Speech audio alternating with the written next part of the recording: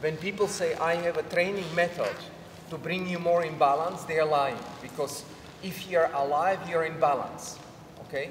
If you are not in balance, you are not alive.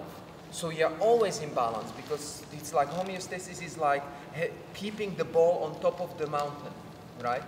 And if that ball would roll down, you just die. So the question is not if you are in balance or not in balance, because if you are now with me and you maintain your boundaries, it means that you are in balance, that you are alive. The question is how much energy you spend to stay there, right? So you are questioning in zero forms how much energy it costs me to stay alive. And so I can mathematically predict what will be the level of entropy, disorderness, so what will be the slope of my aging as I'm going through my life. Does that make sense? And then you have a set of questions in zero forms. First set of questions is stillness. We call it the stillness practice. In stillness, it's not meditation. In stillness, you're asking, what is your location? What is your situatedness? What are the demands of the environment and how you respond to those environments? So we locate you. If I cannot locate you, I cannot help you. If I don't know who you are, where you operate, what you do, what is your age, what is your occupation, what is the environment like, or in which environment you have grown, I cannot understand how to help you to develop. So this is the first one. And it's also stillness is about pondering.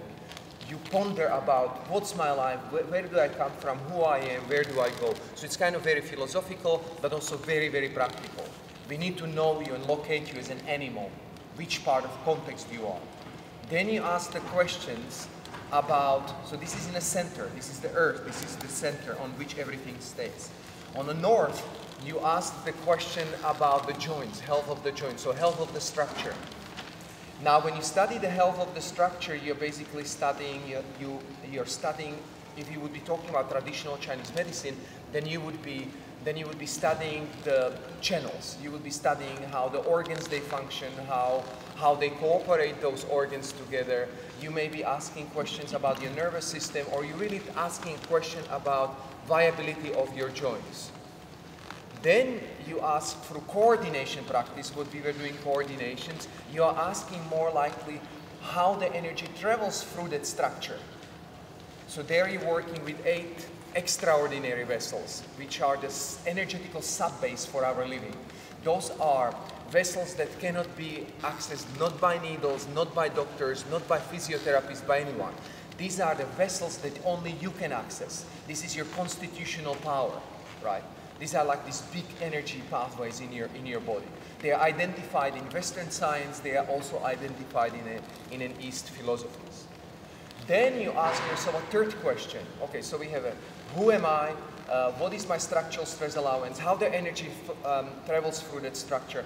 And the fourth one is, okay, am I capable of bringing new information into my system? Means, can I improvise? Improvisation is extremely important because, for example, if you do only functional movement, eventually your body will decline. So it's functional movement is like how the air travels through the landscape, how the water travels through the landscape. It depends on the shape of the landscape, right? But in improvisation, the water can evaporate, it can be transferred, and then the water runs through the slopes of a mountain through a different pathway.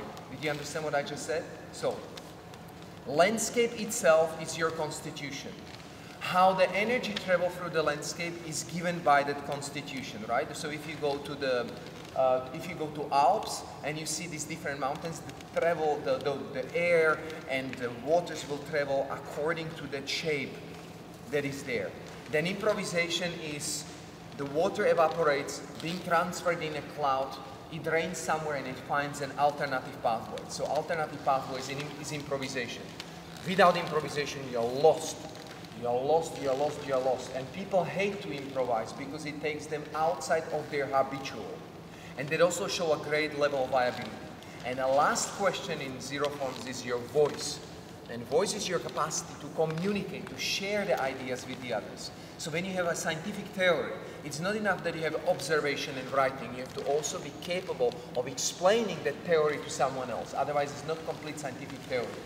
So your voice has also, and it's the last part of the zero forms voice, there is also something really particularly interesting. We are not interested in what you know, but how you sound. FM is pushing this idea of resonance much more forward. There is also like contemporary science is very much looking on how you resonate, not what you know. You can know many, many things, but when you do things, it can be also damaging to you. But if you resonate, it means there is a right coordination, right resonance with the other people, right resonance within you, right resonance within different oscillations that are in an external environment. Does that make sense? So how do you sound? It's more important for me than what you know. Because in sound, I understand much better who you are. So that in many different levels could be, okay, I'm not interested in how you're breathing, but I'm interested in how you're sounding. Because when you have a stillness meditation and you're breathing, you can tell me all the stories about the world and how great you are and how your mind is not there, etc., etc. But when you start to sound, I understand much better what is your tonality of your muscles, what is your postural control, what is your level of vitality, how do you vibrate, how do you understand yourself, and how you're sharing the vibration with the rest of the world. So you have more accurate feedback. So zero forms is like getting better feedback of what's the effect of your communication with the world.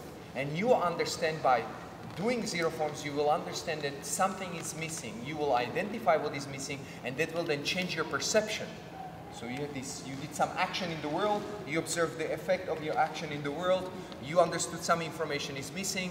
That information, what is missing, will change your perception, hopefully. Some people, they miss information and keep on doing whatever they've been doing before. So they miss that information, they change perception. By changing perception, they look at the world in a very new way, or not maybe very new way, but slightly different way.